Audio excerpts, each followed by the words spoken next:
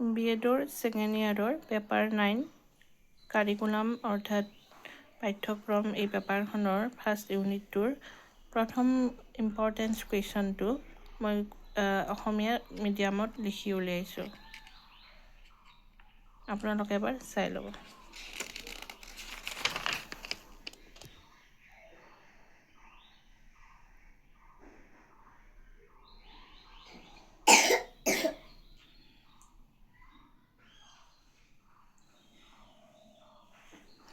এই যে লিখিছোঁ ডিফাইন কাৰিকুলাম আৰু কাৰচিন 3টা আছে 5 মাৰ্কছ। তাৰমানে যদি ডিফাইন কাৰিকুলাম বুলি কিনে আহে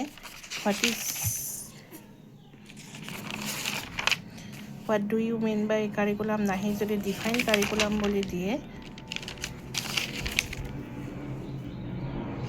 তেতিয়াও আপোনালোকে এইখিনি লিখি দিব পাৰিব।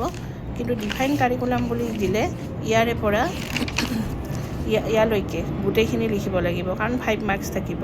আৰু যদি অকল 3 মাৰ্কছৰ কাৰণে এই কুৱেশ্যন আনচাৰটো দিয়ে তেতিয়াহ'লে ইয়াৰে পৰা ইয়ালৈকে লিখিলেও হ'ব। আৰু যদিহে সময় বেছি নাটনি নহয় তেতিয়াহ'লে গোটেইখিনি লিখিলে বেছি ভাল হ'ব। ঠিক আছে, তাৰপিছত এয়া সংজ্ঞা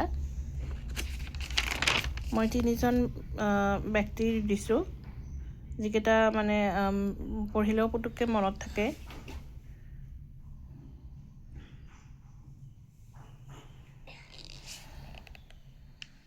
আচ্ছা, তাৰ পাছত আছে উপৰোক্ত পাঠ্যক্ৰমৰ সংজ্ঞাসমূহ বিশ্লেষণ কৰি চালে ইয়াকে ক'ব পৰা যায় যে পাঠ্যক্ৰম সমগ্ৰ মানৱ জীৱনৰ সামগ্ৰিক অভিজ্ঞতা। তাৰমানে কি বিএড ট্ৰেইনাৰ্ছবিলাকে আমি যিকোনো কুৱেশ্যন এনচাৰ এটা যদি লিখি উলিয়াওঁ তেতিয়াহ'লে সংজ্ঞা যদি মানে বিশেষ ব্যক্তিৰ কিছুমান যদি আমি সংজ্ঞা লিখি উলিয়াওঁ তেতিয়া এই সংজ্ঞাসমূহৰ ওপৰত ভিত্তি কৰি আমি নিজেনো কি বুজি পাইছোঁ তেনেকুৱা এটা পেৰেগ্ৰাফ লিখি দিব লাগে। ধৰক অসমীয়াত যদি লিখে কবিতা বিষয়ে যদি বিভিন্ন পণ্ডিতে বিভিন্ন মন্তব্য প্ৰকাশ কৰিছে তেতিয়া সেই মন্তব্যসমূহৰ ওপৰত ভিত্তি কৰি আপুনি কবিতা মানে কি বুজিলে সেইখিনি এটা পেৰেগ্ৰাফ লিখি দিলে বেছি মানে ভাল হয়।